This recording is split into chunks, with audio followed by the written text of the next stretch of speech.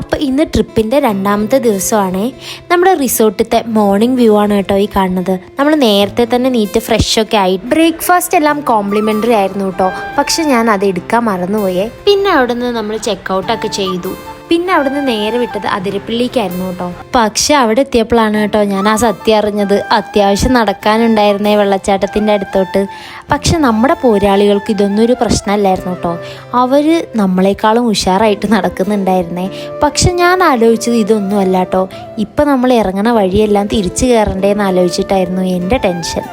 പക്ഷേ ഈ വ്യൂ കണ്ടപ്പോൾ എന്താ പറയണ്ടേന്നറിയില്ല. ഞാൻ നടന്നതിൻ്റെ ക്ഷീണം എല്ലാം അങ്ങോട്ട് മറന്നു കേട്ടോ.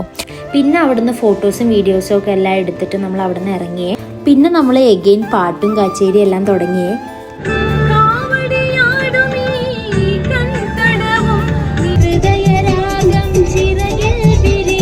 പിന്നെ നമ്മൾ പോയത് കുറേ പേര് റീൽസ് എല്ലാം ചെയ്ത് വൈറലായ ഒരു ഫുഡ് സ്പോട്ടിലേക്കായിരുന്നു കേട്ടോ. നമ്മുടെ വാസുവേട്ടൻ്റെ കട ഇൻസ്റ്റഗ്രാമിൽ സേവ് ചെയ്ത് വെച്ചിരുന്ന ഒരു ഫുഡ് സ്പോട്ടായിരുന്നു കേട്ടോ ഇത്.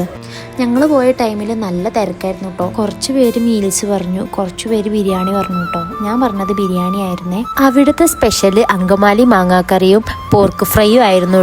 ഫുഡിനെ പറ്റി പറയാനാണെങ്കിൽ എനിക്ക് ഓക്കെ ആയിട്ടാണ് കേട്ടോ തോന്നിയത്. അപ്പോൾ അത്രയേ ഉള്ളൂ. ഞങ്ങൾ വീട്ടിലെത്തിയേ. ബൈ.